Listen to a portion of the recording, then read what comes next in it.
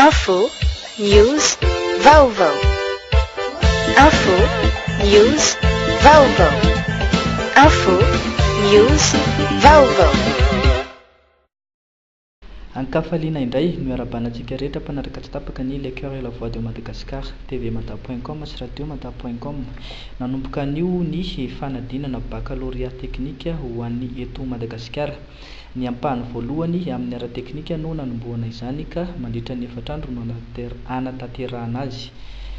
Teny amin'ny fitoeram-panalam-panadinana Ampefiloha teny no notsidihany ekipan'ny tvmata.com. Araka fanazavana dia nizotra am-pilaminana tsy nisy olana mihitsy ny fanomboana ny fanadinana tao amin'ity fitoerana ity. Manahoana ny fanomako manana tato amin'ny fitoeram-panalam-panadinana LMA manokana? Hatramin'izao aloha ny hatramin'izao mitolakandro hitantsika izao dia mizotra am-pilaminana, mizotra tsakan'ny sy andava ny fanadinan'ireo mpianatra, mpiadana moa izany.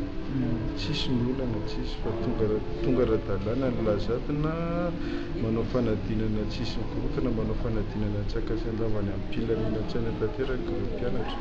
Dia ireo mitanareo moa mpiara-miasa mikarakara daholo ny kopia sy ny lazany zavatra efa voavalin'ny ankizy dia mandamina anazy, mampirina anazy indray averina ho any amin'ny office de bac.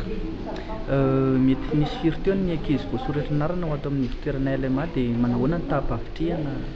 Eo amin'ny 2022 ny ankizy voasoratra ary nisy ankizy 420 tsy tonga ny antony maro samihafa izay tsy misy fantatra sasany tsy miankina aminay tsy fantatra.